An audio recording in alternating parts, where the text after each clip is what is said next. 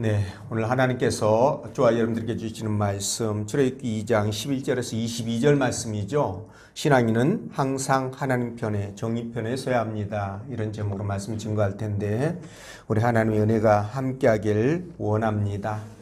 네, 아까 비가 엄청나게 내렸어요. 꼭 열대지방이고 스콜인가요? 스콜처럼 그렇게 내렸는데 우리나라가 온난화 때문에 아열대 기후로 이렇게 변해간다고 그러더라고요. 그러면 이제 장마도 이제 없어지게 된다. 이런 얘기들이 나온 후에 장마라서 그런지 뭐 장마가 오히려 반갑기도 합니다.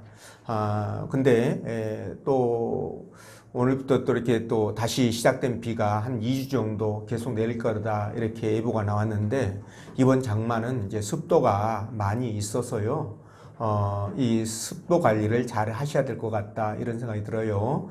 그래서 여러분들 가정에 곰팡이 슬지 않도록 이렇게 가습기라든가 또는 에어컨 이렇게 돌려서 잘 제거하시고 그래서 습도 때문에 문제되지 않도록 이렇게 힘써 주시면 감사하겠습니다. 습도 얘기가 나오니까 이제 생각나는데 우리 교회가 한 3년 전 정도 됐죠. 이 습도 때문에 교육관에 본당은 괜찮았는데요. 교육관이 그냥 뭐 방석은 물론이거니와 막 식탁에 의자에 전부 다 곰팡이가 이제 너무 심하게 쓸어가지고 그거 닦아내고 또 막 갖다 다 버리고 그러려고 굉장히 고생을 했는데요. 그때는 왜 그 가습기 생각을 못했는지 지금도 이해가 안 됩니다. 가습기 사다가 틀어놨으면 간단한 문제인데요. 가습기가 아니라 제습기죠. 네, 맞습니다. 네, 그러네요. 가하고 제하고 받침 하나 차이네. 예. 근데 그 제습기 틀어놨으면 너무 간단하게 해결될 문제인데 말이죠. 그때는 그 생각도 못하고 그냥 고스란히 그렇게 고생을 했는데 왜 그랬을까? 머리를 쥐어 뜯어도 이미 지나간 일이라 어쩔 수가 없습니다. 어쨌든 여러분들 쾌적한 장마 잘 보내시기 부탁드립니다. 자, 오늘 하나님께서 본문 말씀을 통해서 다음과 같은 세 가지로 우리에게 은혜를 주셨는데 그 첫째가 신앙인은 항상 하나님 편에 교회 편에 서야 한다라는 것이고요. 두 번째 하나님의 일을 세상적인 방법으로 해서는 안 된다라는 겁니다. 그리고 세 번째 혈기로는 특히 하나님의 일을 이룰 수가 없다 이런 말씀인데요. 우리가 이 말씀을 따라가면서 왜 우리가 항상 하나님 편에 교회 편에 서야 하는지 그리고 우리가 혈기를 낼 때 일을 왜 망치게 되는지 그 부분에 대해서 성령께서 들려주시는 하나님의 음성을 듣도록 하겠습니다. 자, 첫째로 신앙인은 항상 하나님 편에 교회 편에 서야 한다라는 말씀인데 11절 12절 말씀 우리 함께 읽어보겠습니다. 시작.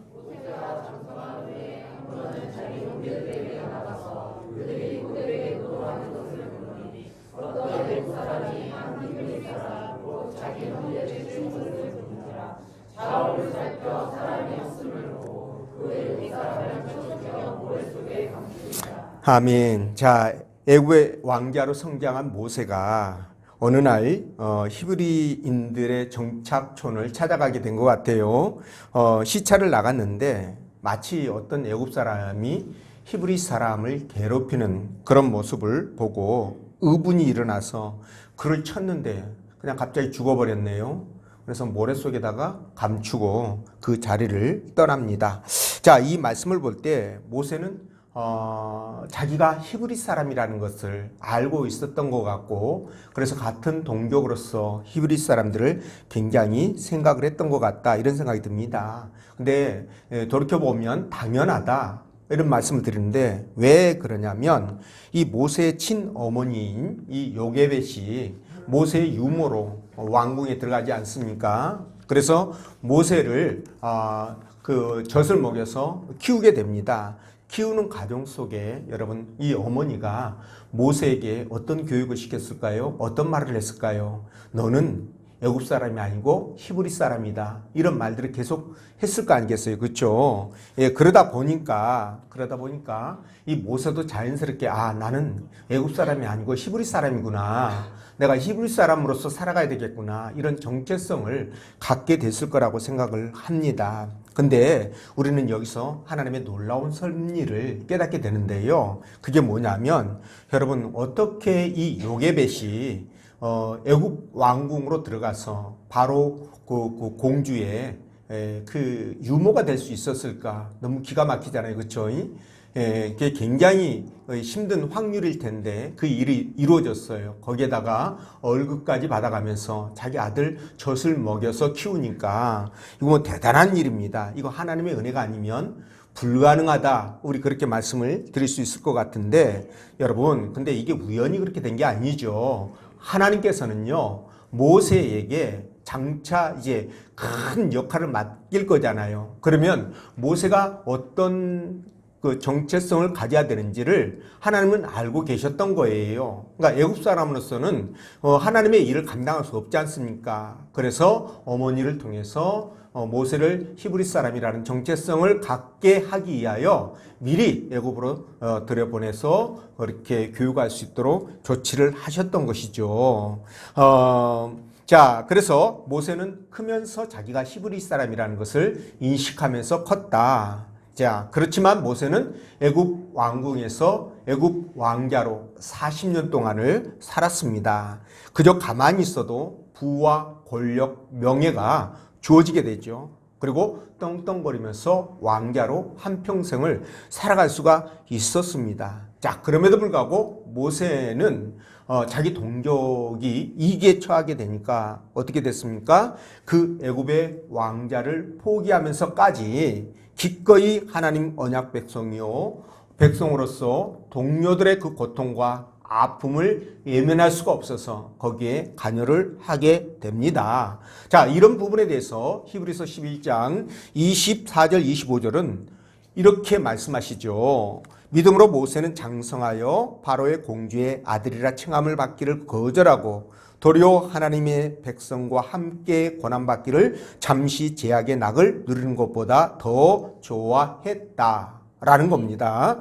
자, 이 말씀을 볼 때 모세는요 단지 히브리인들이 혈통적으로 같은 민족이기 때문에 돕는다, 그들과 고난을 함께한다, 이거보다는 이미 히브리 민족이 하나님의 선택된 백성이었고 하나님 나라의 자녀였다. 그렇기 때문에 하나님 나라의 같은 자녀로서 같은 신앙을 갖고 있는 신앙 공동체의 일원으로서 히브리인들에게 관심을 갖고 그들을 도왔다. 그들과 고난을 함께 당했다. 이렇게 보는 것이 정확한 표현 같습니다. 자, 근데 말이죠. 모세도 돌이켜보면 저와 여러분들과 똑같은 성경을 갖고 있는 사람이에요. 맞죠? 그러다 보니까 인간적으로 보면 모세도 사람인데 어찌 아주 좋고 멋진 집에서, 크고 아름다운 집에서 살고 싶은 마음이 없겠습니까? 그냥 외제차 타고 다니면서, 그렇죠? 예, 명품 옷 걸치고 신발 신고 시계 차고 명품 가방 이렇게 들고 이렇게 다니면서 호화호식하면서 그렇게 떵떵거리면서 부귀영화 누리고 살고 싶은 마음 분명히 있었을 것이다. 저는 그렇게 생각합니다. 그렇죠? 자, 그런데도 불구하고 그는 그것을 거절하고 뭡니까? 자기 동족들과 함께 하나님 나라의 백성과 함께 고난받기를 제약 때문에 제약의 낙을 잠시 누리는 것보다 더 기뻐했다. 그 이유가 뭘까? 그 이유를 생각할 때 여러분 뭐 때문에 그랬다고 생각하십니까? 저는 이 부분에 대해서 바로 모세는 여호와 신앙 때문에 그렇게 했다. 하나님의 말씀 때문에 또 동족과 형제들을 사랑하는 그 사랑 때문에 잠시 제약을 누리는 것보다 오히려 고난받는 것을 더 기뻐했다라는 거예요.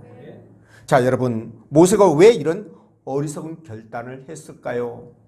저는 이 부분을 이렇게 해석을 하는데 하나님은 항상 옳고, 그죠? 하나님은 항상 옳고 하나님이 하시는 일은 항상 정의롭기 때문이다. 그렇기 때문에 그 하나님의 말씀을 따라서 믿음으로 살아가게 되면 결탄코 실수나 실패가 없을 것이고요. 그것은 바른 길이기 때문에 항상 그 결과는 선하게 이루어질 것이라는 확신과 믿음이 있었기 때문에 그렇게 할 수 있었다라는 겁니다. 여러분, 이걸 통해서 우리가 깨닫는 게 있어요. 그게 뭐냐면 우리가 이 땅을 살아갈 때 여러분 수많은 문제들을 만나게 되잖아요. 그럴 때 우리는 어떻게 해야 될 것인가? 바로 하나님 편에, 교회 편에 서야 된다는 거예요. 그걸 우리가 깨닫게 됩니다. 여러분 역사적으로 볼 때 말이죠. 교회가 부흥하고 성장하고 막 그럴 때는요. 교회를 전도하지 않아도 그냥 자발적으로 찾아오는 사람들이 굉장히 많아요. 뭐 큰 교회 마찬가지죠. 우리는 작은 규모이기 때문에 그런 사람들이 자발적으로 오는 사람들이 없지만 그래도 어느 사이즈가 되면은요. 선순환의 구조가 이루어집니다. 복음을 전하는 것도 쉽고요. 찾아오는 사람도 쉽게 오고요. 그리고 전도를 하지 않아도 또 와서 등록하는 사람들도 참 많습니다. 예, 그런데 반대의 경우는 그렇지 않죠. 근데 어쨌든 간에 이런 현상이 역사적으로 노마에서 증명이 되는데 여러분 노마 황제가 그러니까 노마가 기독교를 국교로 선포하고 황제가 이제 교인이 되는 거예요. 그래서 매주일 나와서 하나님 앞에 예배하다 보니까 어떻게 될까요? 뭐 고관 대작은 물론이거니와 수많은 사람들이 교회로 몰려들게 되겠죠. 예, 이런 일들이 일어나게 됩니다. 근데 반대의 경우일 때는 어떨까요? 자, 교회가 핍박을 받고 사회적으로 부정적인 이미지를 받게 되면 어떻게 되겠습니까? 교회 출석을 꺼리게 되고요. 그죠? 그리고 믿음 없는 사람들이 교회를 떠나 배교하는 일들이 비일비재하게 일어나게 됩니다. 자, 당장 우리 코로나 때 우리 경험하지 않았습니까? 언론이나 정부에서 코로나 확산 주범으로 어디를 지목했습니까? 교회를 지목하지 않아요. 그러다 보니 뭐 사람들이 이제 교회 막 비난하고 손가락질하고 그죠? 지나가면서 불나라고 담배 꽁초 갖다 집어 던지고 뭐 이런 일들이 벌어지게 되죠. 그러다 보니 확신 없는 교인들이 어떻게 되요? 교회와 거리를 두죠. 그리고 이 사람들이 교회를 아예 안 나오기 시작합니다. 그래서 지금까지도 안 나와요. 자, 이런 사람들이 하나님의 나라 백성이요 자녀라고 말할 수는 없습니다. 그렇죠? 아무리 하나님에 대해서 우호적인 생각을 갖고 있다 할지라도 이런 분들에 대하여 구원을 받았다. 저들은 하나님 나라 백성이다. 잠시 교회는 안 나오지만 백성이다. 이렇게 말할 수가 없다라는 겁니다. 여전히 영적으로는 애국 사람과 똑같은 그런 상태에 처해 있다. 이렇게 보는 게 정답이죠. 자, 그렇기 때문에 우리는요. 세상이 어떻게 돌아가든 거기에 영향받아서는 안 됩니다. 우리는 오직 교회 중심, 하나님 중심, 그죠? 예, 말씀 중심의 삶이 되어져야 되는 거예요. 더더욱 교회가 어려워지고 힘들어질수록 교회 공동체가 이 길을 만날수록 그런 마음은 굳건하게 더 세워가야 된다는 것이죠. 여러분들에게 말씀을 드립니다. 질문해 봅니다. 여러분 참된 신자와 거짓 신자를 언제 구분할 수 있을까요? 어떨 때 구분이 될까요? 그렇습니다. 여러분 정말 교회가 핍박을 당할 때나 또는 개인적으로 굉장한 어려움을 당할 때 명확하게 구분이 됩니다. 그죠? 예, 그렇기 때문에 참된 신앙인은요 평안할 때가 아니라 핍박과 고난 가운데서 여러분 진주조개처럼 여러분 그 빛을 발하는 거예요. 예, 그래서 우리가 이런 부분들을 감안하면서 신앙생활을 해 나가야 되는데 여러분 우리 주님께서 오병이어의 기적을 통하여 많은 사람들에게 장정만 5천 명이니까 거기에 여자들과 아이들까지 노인까지 포함하면 여러분 한 2만 명쯤은 되지 않을까 이런 생각이 드는데요. 그 사람들에게 떡을 나눠줍니다. 근데 그런 어마어마한 기적을 그들이 직접 보잖아요. 그러니까 여기 환장을 하는 거예요. 그래서 예수님이 그 일을 하고 나서 갈릴리 건너편으로 가셨습니다. 근데 거기까지 이 사람들이 떡을 맛보았던 사람들이 예수님을 쫓아옵니다. 거기까지. 그러니까 수많은 사람들이 인산인해를 이루는 거죠. 아주 열광을 합니다. 이때 우리 주님이 그들을 향해서 뭐라고 말씀하시느냐? 자, 너희들은 내 피와 내 살을 먹어라 이렇게 얘기를 해요. 그러니까 그들 입장에서는 뭡니까? 이게 도저히 이해가 안 되죠. 아니 우리가 무슨 식인종이야. 어떻게 사람 살을 먹고 피를 마셔? 그러면서 어떻게 해요? 다 예수님을 떠나가게 되죠. 떠나버립니다. 자, 여러분 저들이 왜 떠났을까요? 말귀를 못 알아들어서 떠났을까요? 물론 그럴 수 있어요. 근데 더 중요한 것은 뭐냐?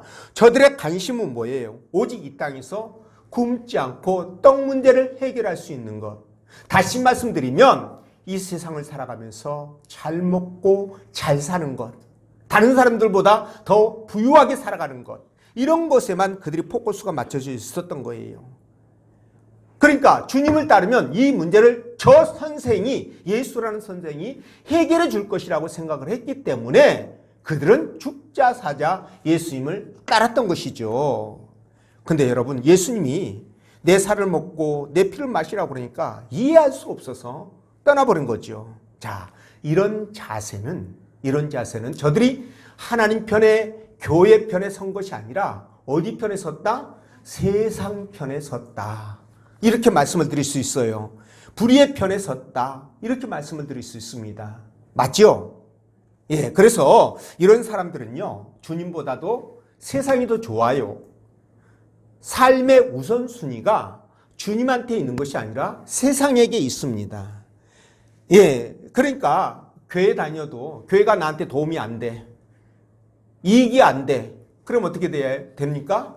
그냥 서슴없이 교회를 떠나게 되죠. 배교하게 됩니다. 그래서 마태복음 7장 21절 23절에 보면 뭐라고 얘기합니까? 주여 주여 라고 부르는 사람마다 구원받는 것이 아니라 주를 향한 진실한 마음, 주님을 사랑하는 그 마음이 있어야 된다는 거예요. 그리고 편안할 때, 어려울 때에도 항상 하나님 편에, 교회 편에 서서 살아가는 사람들이 구원을 받는다라는 말씀을 하시는 겁니다. 이해가 되시죠? 그래서 말씀을 드리는데 2000년 전에 말이죠. 주님을 쫓던 그 무리들이 실망해가지고 다 떠나갔지 않습니까? 그때 주님이 12제자를 보면서 뭐라고 얘기하셔요? 너희도 나를 떠나려느냐? 라고 질문하죠. 예, 이렇게 질문했던 것처럼 오늘 저와 여러분들에게도 똑같은 질문을 하십니다. 어떻게 질문하십니까? 너희가 어느 편에 서겠느냐? 그죠? 하나님 편에, 교회 편에 설 것이냐? 아니면 세상 편에 설 것이냐? 라는 겁니다. 자, 이 부분에 대한 대답은 여러분들의 마음속에서 하셔야 될 거예요. 자, 그렇다면 우리는 어떻게 해야 됩니까? 무슨 일이 있어도 하나님 편에, 교회 편에 서십시오. 그것이 손해가 되고 불이익을 받는 일이랄지라도, 내가 피해를 당하는 일이랄지라도 여러분 하나님 편에, 교회 편에 말씀을 붙들고 굳건하게 서시라는 거예요. 그럴 때 여러분들의 그 행동은 하나님 앞에 기억될 것이고요. 그리고 그것에 합당한 하나님의 축복이 임할 것입니다. 그것을 받아서 누리는 여러분들 되시기를 부탁을 드리고, 자, 두 번째, 하나님의 일을 세상적인 방법으로 해서는 된다, 안 된다? 안 된다. 12절 말씀 읽어봅니다. 시작.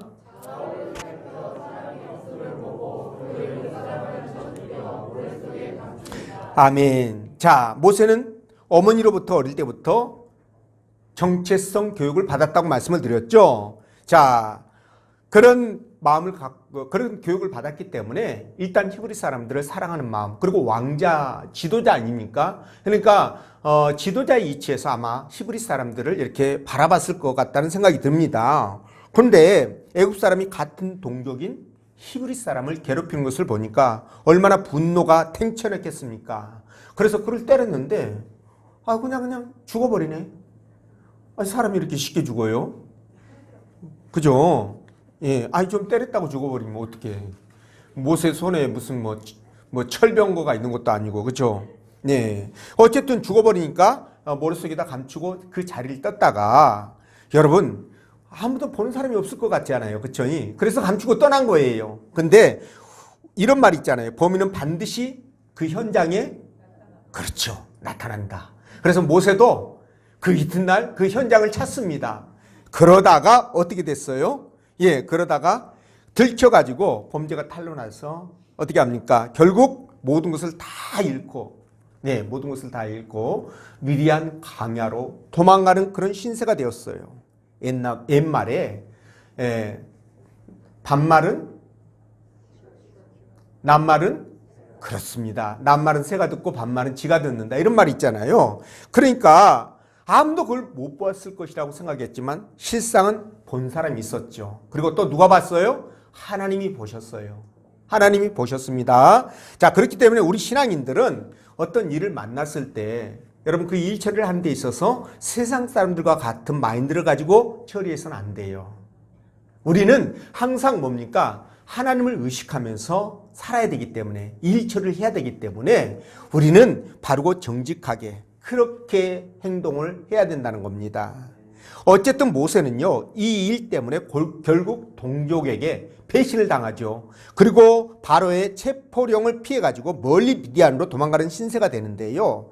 인간적인 입장에서 보면, 모세의 입장에서 보면, 아니, 정의를 위해서, 동족을 위해서 저지른 일인데, 이런 엄청난 결과가 만들어졌으니까 얼마나 낙심하고 좌절했을까, 이런 생각을 해봅니다. 근데 여러분, 하나님의 입장은 다르겠죠.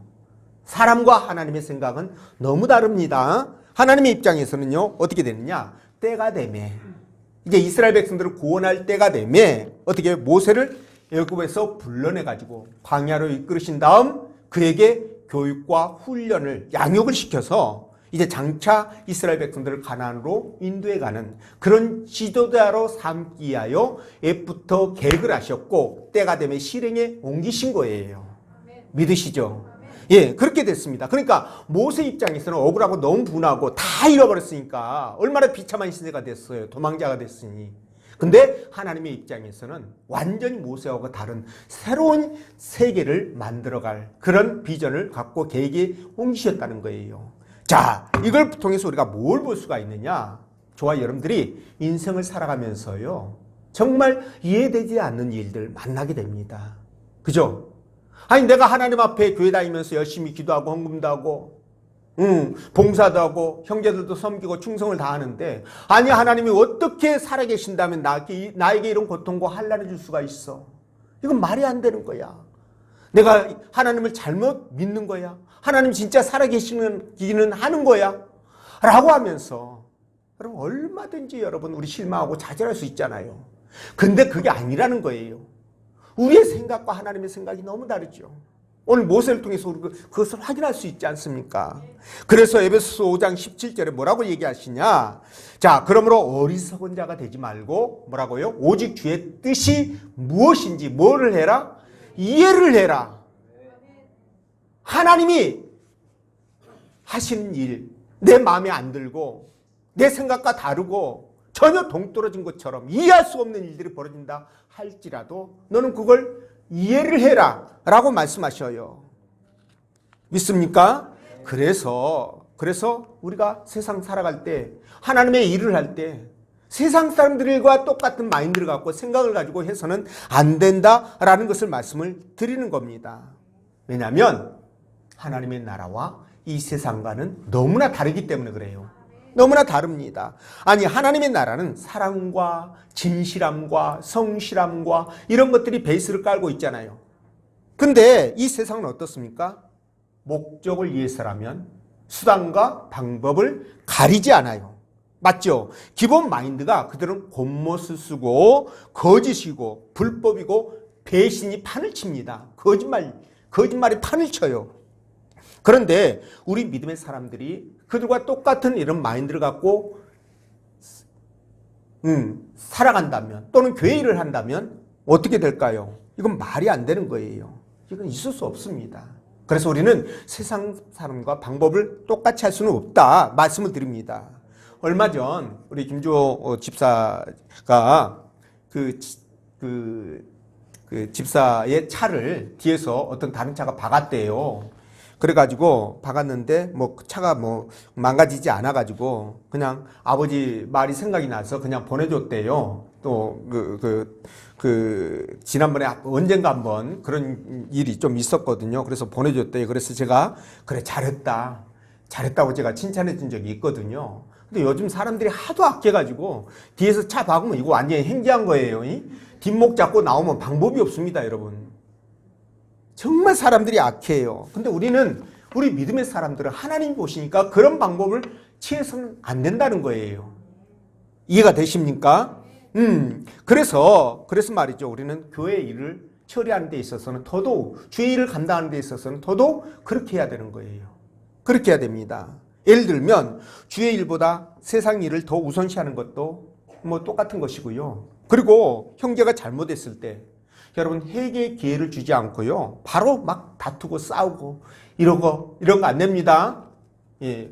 이런 거 안 돼요. 회개의 기회를 주지 않고 그렇게 하는 거는 안 됩니다. 그리고요, 이제 정말 가슴 아픈 일이지만 교회에 분쟁이 있는 경우가 있거든요. 그러면 교인들끼리 나눠줘가지고 그냥 막 세상 사람들처럼 정거하고 싸우고 욕하고 부수고 고소하고 고발하고 난립니다. 여러분 이런 거 이게 세상 마인드예요? 하나님 생각이에요? 세상 마인드잖아요. 세상 생각이잖아요. 이런 일들이 교회에서는 일어나서는 안 되는 거예요. 손해볼지언정, 피해를 입을지언정 이런 일들이 일어나서는 안 된다는 겁니다. 아까 말씀드렸죠. 하나님의 생각과 우리의 생각이 너무 다르기 때문에.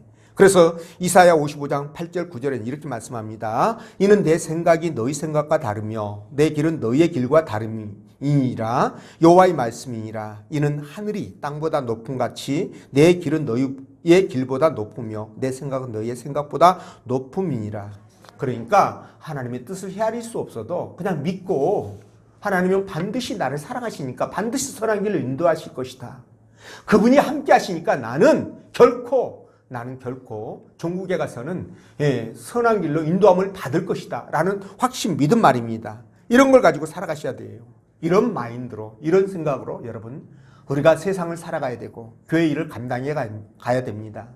그런 여러분들 되시길 바라고, 자 마지막 세 번째, 혈기로는 특히 하나님의 일을 이룰 수 없다라는 거예요. 이 12절 말씀인데 여러분 모세가 어머니로부터 히브리라는 교육을 받고 자랐다고 말씀드렸지 않습니까? 아마 귀에 딱지가 앉았을 거라고 저는 생각을 해요.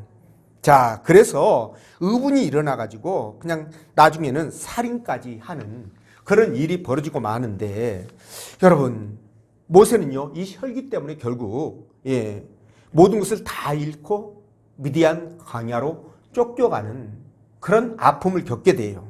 자, 여기서 보듯이 뭡니까? 혈기는 결코 하나님의 일을 이룰 수 없다.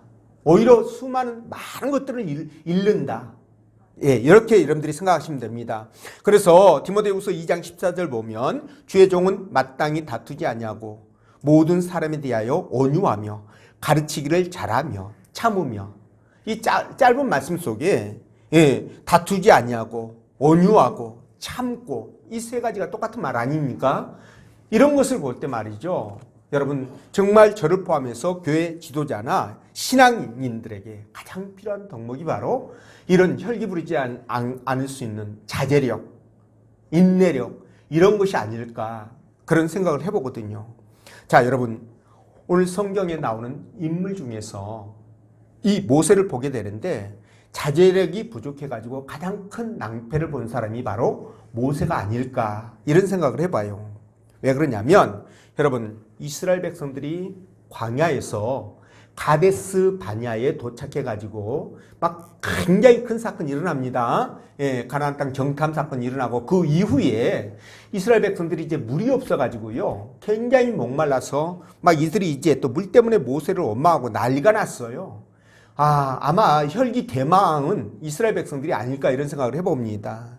근데 지금까지 고생하면서 저들을 이끌어왔던 이 모세를 생각하면 웬만한 것들은 다 참을 수 있을 것 같아요. 그렇죠? 여러분들 같으면 아마 참을 거예요. 그죠? 근데 그 동네 사람들은 참지를 못해.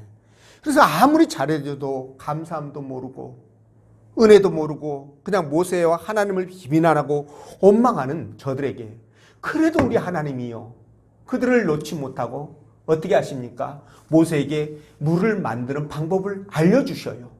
가서 바위에게 명령해가지고 물을 내라는 거예요. 반석에게 명령해서. 자, 근데 말이죠, 모세가 그렇게 해야 되잖아요. 자, 반석 앞에 가가지고 반석아 물을 내어라 이렇게 했으면 아마 아무 문제가 없었을 거예요.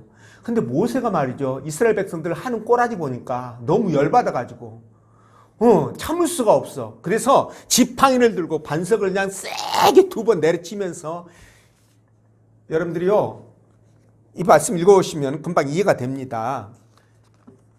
그렇게 해서 물을 내게 되는데요, 이것 때문에 여러분 모세와 아론이 가나안 땅을 들어가지 못하는, 여러분, 징계를 받게 돼요. 얼마나 큰 손해를 입게 됩니까? 근데 인간적으로는 저는 충분히 이해합니다. 100번이고 1000번이고 그럴 수 있어요. 근데 여러분, 그 자리에 누가 계셨느냐? 하나님이 함께 하셨다고 얘기를 하셔요. 그 자리를 성경에서는 총이라고, 민수기 20장에서는 총이라고 말씀하십니다. 하나님이 계신 그 자리에서 모세가 지금 뭐예요? 그냥 혈기를 부린 거예요. 무시를 한 겁니다. 여러분, 이 혈기는 정말 나쁜 거잖아요. 그렇죠? 사람들 가운데서도 관계 속에서 혈기 한번 부리면 그거 회복하려면 정말 많은 시간이 흘러가야 돼요. 근데 하나님 앞에서 혈기를 부린다, 또는 하나님의 일을 감당하면서 혈기를 부린다, 이거 돼요, 안 돼요?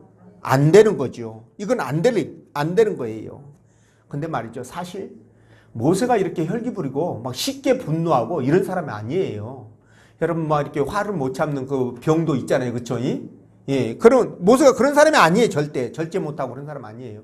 이 모세의 인격과 그리고 인내심은 정말 대단한데, 오죽하면 하나님께서 뭐라고 그랬냐면, 모세의 온유함이 이 지면에 있는 모든 사람들보다도 더하다, 승하다, 이렇게 말씀을 하실 정도였거든요. 그런 모세가 그렇게 열받아가지고 반석을 치면서 화를 낼 정도면, 말씀드렸잖아요. 나는 100번이고 1000번이고 이해한다. 충분히 이해한다. 근데 말이죠, 하나님도 이해하셨을 것 같아, 솔직히요. 근데 왜 그렇게 모세와 아론에게 징계를 하셨을까? 여러분, 이걸 통해서 이스라엘 백성들에게 교훈하시기 위해서 그랬다는 거예요. 무엇을 교훈하기 위해서? 하나님을 따르는 지도자들, 특히나 나아가서 모든 신앙인들은 뭡니까? 할 수만 있다면 자제력을 잃지 말고 화를 내지 말라는 거예요. 혈기 부리지 말라. 이걸 교훈으로 주기 위해서 그렇게 하셨다라는 겁니다. 그래서 저와 여러분들, 우리 이 땅 살아가면서요, 혈기 부릴 일 정말 많습니다. 화 낼 일 정말 많아요. 저도 마찬가지예요. 똑같습니다. 그런데 여러분, 이 혈기가 누구한테 내도 마찬가지예요. 부부간에도 안 됩니다. 자녀에게도 안 됩니다. 이 혈기는 정말 안 돼요. 여러분들이 차라리 화병 나가지고 아플지언정 혈기는 내지 않는 게 좋다. 아멘? 예, 아멘 하셔야죠. 아멘이에요. 이거 내면 안 된다라는 말씀을 드립니다. 왜냐하면 이거 내므로 말미암아 다 잃어요. 하나님까지 잃을 수 있습니다. 물론 구원을 잃어본다는 의미가 아니라 하나님의 징계 때문에 입는 피해가 심각할 수 있다는 거예요. 그래서 여러분, 주의 일은 혈기가 아니고 철저하게 자기 희생과 헌신으로 이루어진다는 것을 여러분들이 기억해 주십시오. 우리 예수님 보십시오. 예수님께서 우리의 구원을 이룰 때 혈기로 이뤘습니까? 아니잖아요. 어떻게 이루셨어요? 네, 십자가에서 철저하게 자기를 죽이심으로, 희생을 하심으로 여러분, 우리의 구원을 이루지 않았습니까? 맞죠? 그렇기 때문에 저와 여러분들, 그러니까 주의 일을 할 때는 물론이거니와 세상에서 사람들과의 관계를 맺을 때에도 관계 속에서 절대 여러분 가능한 한 분노를 조절하시고, 그죠? 분노를 조절하시고 혈기를 버리십시오. 아무리 좋은 일도 혈기 한번 내면 어떻게 된다? 날아간다. 이해가 되시죠? 관계 무너집니다. 이거 회복이 안 됩니다. 회복하려면 그만큼 시간이 지나야 되는 거예요.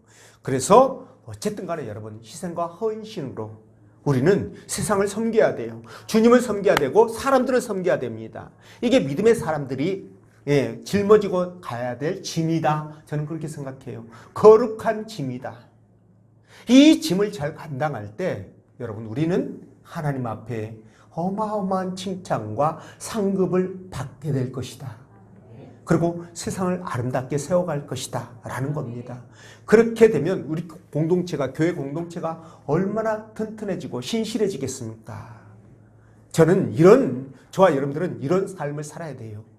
이게 진정 저와 여러분들에게 원하는 하나님의 뜻이라는 것을 기억하시고 이런 믿음의 삶 살아가시기를 주의 이름으로 축원드립니다. 기도합니다.